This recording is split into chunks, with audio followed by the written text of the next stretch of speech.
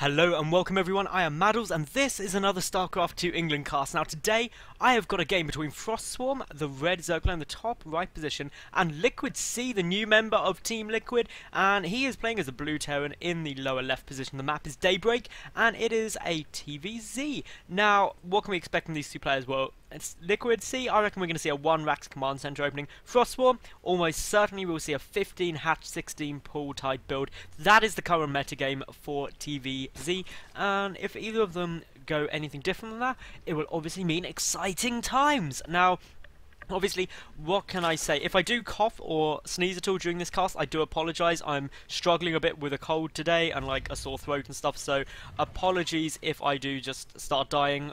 If I do die, you'll never see this video, so it won't matter. Anyway, coming back to the game, so far we've got everything going to plan. The Overlord coming out, so no kind of super early pulls out of the Zerg. So far we've got the supply depot down. It's really not much to say early on. Let me just say a bit about the map. Obviously Daybreak, centre rocks allows quick resupplies in the late game. You've got these two central bases. They will probably, you'll probably see the expansion order from C being natural, third, fourth. The reason that Terran likes to take this position is they can stick tanks down here and really be quite well defended all over. Meanwhile, for the Zerg, we should see second base, third base, then usually fourth base. Sometimes you see Zerg players go down to the very, very south position and spread out more. It depends on what the Terran player is doing, if they're going for a more drop-heavy style, multi-prong harasser, or more death ball style. That really depends. If it's mech, I definitely expand to the very south position rather than clumping up, because against mech you want to spread out as much as possible and utilize the fact that that army is very, very slow. Anyway, we've got the hatchery coming down there for Swarm. He's up to 16 supply, so he should now drop down a hatchery once he hits 200 minerals. Meanwhile, see, he's up there, his bag's about to finish. He'll drop down an orbital command as soon as that SCV is finished building, and then we should see the expansion. So if we wait for it, literally timings are bang, there we go, there goes the orbital command. Now obviously once he hits 300 minerals, he'll drag an SCV over.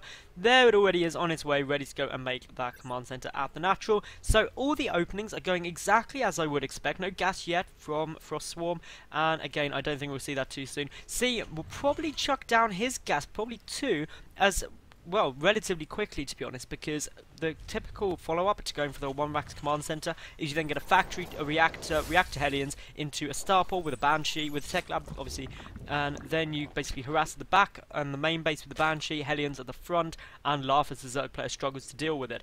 Then, obviously, your choices are, there goes the double gas, by the way, then your choices really come down to, am I going to go for the standard marine tank medevac style, or am I going to go for mech? Now, the advantage of Marine Tank Medevac is you're really, really strong mid-game. Like, oh my god, you're good. The downside to Marine Tank Medevac is late game. You start getting trouble with once the Zerg gets to that death ball point, and that can be an issue, whereas with mech it's kind of reversed. In the mid game you're quite weak, which is why it's quite a nice follow-up to the Hellion Banshee play, is that really distracts the Zerg player long enough for you to get out a decent sized mech force, and then in the late game you're really strong once you hit that kind of 150 to 200 supply on mech. Zergs really struggle to deal with that, and it's really down to Mass Roach for the Thor, or well, Broodlords are the best option against siege tanks, or obviously lots of kind of Infestor, Zergling, Baneling, etc. So we'll wait and see what style C goes for, but so far we've got the factory and the reactor on its way. Starport will probably start up fairly soon afterwards, obviously once there's enough gas. No gas yet for Swarm, he's just getting the first 2 now. The reason you get it on the natural is then it really means that if an SCV comes in and gets stopped, you don't know whether the Zerg's on 2 or 4 gas, which can be very, very frustrating, may cause a scan as well, which obviously then isn't a mule, which means you've just got a bit economically ahead. Now, 2 queens here, specifically for spreading creep. I love that, like, massive heart to Swarm for that. Such a good move, getting out those extra creep spreading queens. There goes down the starport, everything on time. This is just beautiful. Meanwhile, we've got quite a few Marines hidden down here. Marines, what are you going to do?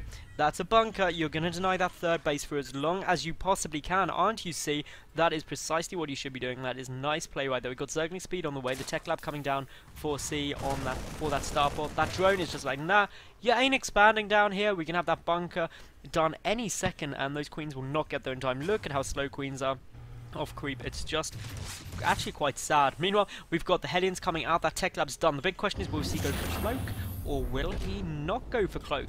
Because obviously Cloak makes it a bigger investment, slightly harder to deal with the Banshee, but if Detection is there, which judging by the 2 Evolution Chamber Spore Crawlers are just a couple of clicks away, it can be an over-investment. We are going to see C chuck it down now. We'll wait and see whether that does pay off, but obviously just one Spore Crawler at each base can really make that Cloak completely pointless, and it's quite a big investment, and it takes such a long time to get completed as well. Meanwhile, the +1 armor coming down here for frostSwarm, and there's the +1 melee as well. Gonna go and pick off that bunker. The queens are going down there as well. Speed hasn't quite done yet. The queens do need to be a little bit careful though, but look at this. Hellions are coming into the natural base, and all of the Zerglings are out of position. The Hellions just going straight up into the main, and still the Zerglings haven't been pulled back. We're going there now. Look at that lineup. Oh my god, so many drones are gonna go down.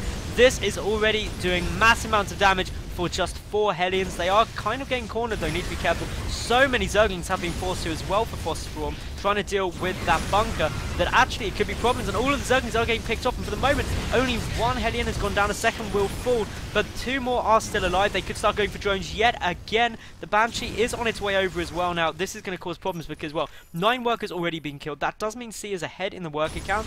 The 3rd base still hasn't been taken. The Hellions coming into the natural as well now, and look at that lineup. Oh my god, if those Hellions were just slightly more ahead, that would have been really disastrous. But just look at this damage. So many drones getting killed right now. frostSwarm just seems unable to really deal with it that well. Now, where is the Banshee? It's just sitting out there waiting to go in. But here we go. The queens are all about. Meanwhile, this bunker is trying to be taken down, but it's still up. The SCV is repairing. 17 workers have been killed. Meanwhile, this is where the action's at. The Spore Crawler on their way down. But of course, Cloak down.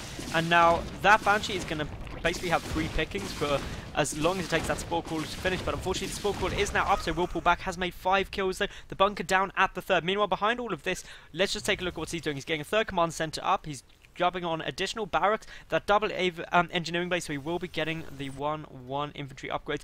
2 Cloak Banshees in here now, and how many workers have been killed? 22. That's it. If we look here, Swarm is, well, a mile behind, and actually just GG's out there. He knows he's too far behind to catch up. So that was amazing play by LiquidSea, and it's the first game of his that I have cast, so woo! Anyway, if you guys did like the cast, please subscribe. I get new games up every single day. Leave a cool comment, like the video, subscribe, follow me on Twitter, etc. And, well, I'll see you tomorrow for yet another new cast. Bye for now.